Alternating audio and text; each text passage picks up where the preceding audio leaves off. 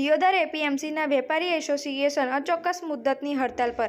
જ્યાં સુધી યાર્ડની દુકાનોના તાળા તોડનાર અજાણ્યા ચોરને પકડવા ગતિવિધિ તેમજ નહીં બને અને ચોર ટોળકી ના પકડાય ત્યાં સુધી માર્કેટ યાર્ડના વેપારીઓ આંદોલનના માર્ગમૂળમાં યથાવત। દિયોદર એપીએમસી યાર્ડમાં ગત રવિવારે રાત્રે થયેલ ચોરીનો ભેદ ના ઉકેલાતા દિયોદર એપીએમસી માર્કેટ યાર્ડના વેપારીઓ આજે વહેલી સવારથી અચોક્કસ મુદ્દતની હડતાલ પર ઉતર્યા છે અને જ્યાં સુધી ચોરી ઈસમો ના પકડાય ત્યાં સુધી માર્કેટના વેપારીઓ ની દુકાનો બંધ રાખવા યથાવત મૂળમાં જોવા મળ્યા। એપીએમસી દિયોદરમાં 7 દુકાન પેઢીઓના તાળા ચોર ઈસમો ફરાર છે। 3 દિવસ થયા છતાં ચોરીનો ભેદ ના ઉકેલાતા આખરે દિયોદર એપીએમસીના વેપારી એસોસિએશન આજે વહેલી સવારથી એકઠા થઈ દિયોદર માર્કેટ યાર્ડ ખાતે માર્કેટ યાર્ડના ચેરમેન અને સેક્રેટરીને લેખિતમાં રજૂઆત કરી હતી।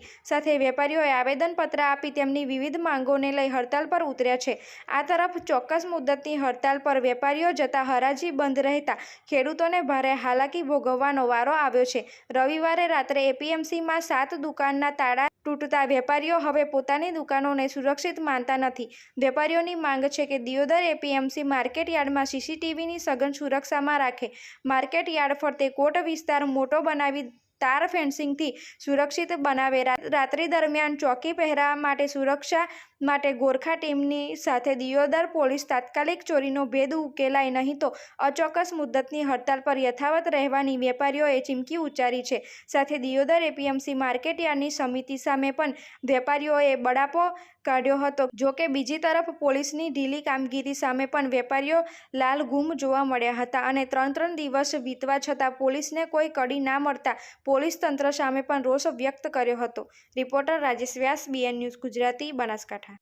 અમારા માર્કેટની 7 પેઢીઓના તાળા તૂટ્યા છે। એના અનુસંધાને અમે બધા વેપારીઓ નક્કી કરીને માર્કેટ યાર્ડને બંધ રાખવાનું નક્કી કર્યું છે। જ્યાં સુધી અમારા જે ચોર ન પકડાય, અમારા નાણાં લૂંટીને ગયેલા છે ચોર ન પકડાય ત્યાં સુધી આ માર્કેટને બંધ રાખવાનું નક્કી કર્યું છે। અમે આજ સાંજ સુધી રાહ જોઈએ છીએ। જો કાલ સુધી અમારા આ નિવેડનો ચોરોનો અને કોઈ કડી ન મળે અને કોઈ પ્રયત્ન ન થાય તો અમે મામલતદારમાં આવેદનપત્ર આપવાના છે, ડીએસપી ઓફિસે પણ આવેદનપત્ર આપવાના છે। એપીએમસીના વેપારીઓ જે હડતાલ ઉપર ઉતર્યા છે એમનું એક જ કારણ છે કે રવિવારે રાત્રે જે તસ્કરો અહીંયા ગોરખાના હોવાને કારણે કે અંતરિક્ષના કોઈને કારણે જો ચોરી કરી ગયા, 7 દુકાનના તાળા તોડ્યા છે અને આ 4 દિવસ થયા છે, હજુ સુધી કોઈ એમની ભાળ મળેલ નથી। એટલે આ વેપારીઓમાં એટલો બધો આક્રોશ છે કે આનો ગમે રીતે પગલું ઉકલાય એટલા માટે આજે બધા વેપારી ભેગા મળી અને આનો ઉકેલ લાવવા માટે અમે અકસ્માતની હડતાલ ઉપર ઉતર્યા છે। તો અહીંયા હવે એક તો ભૂલ થઈ ગઈ પણ હવે વાતવિવાદની કોઈ ભૂલ ના થાય એટલા માટે અમે ચેરમેનશ્રીને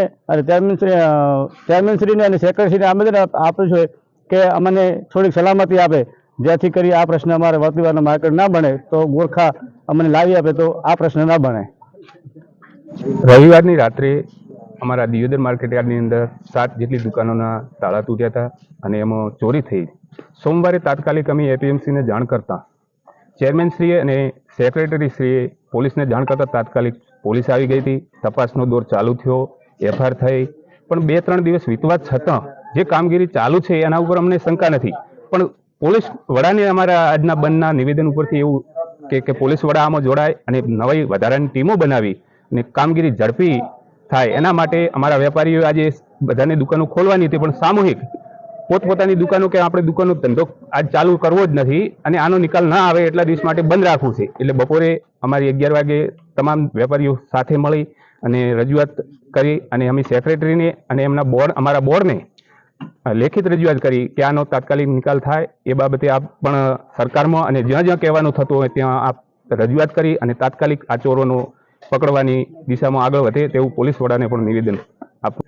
7 દુકાનોના તાળા તૂટ્યા હતા, એમાં શિવ ટ્રેડર્સમાંથી 1,85,000 અને બીજા દરેક વેપારીઓની કોઈના 10,000 છે, કોઈના 10,500 છે, એવી રીતે નાની મોટી રકમોની ચોરી થયેલ છે। અંદાજિત 3 લાખની ચોરીનો હોઈ શકે।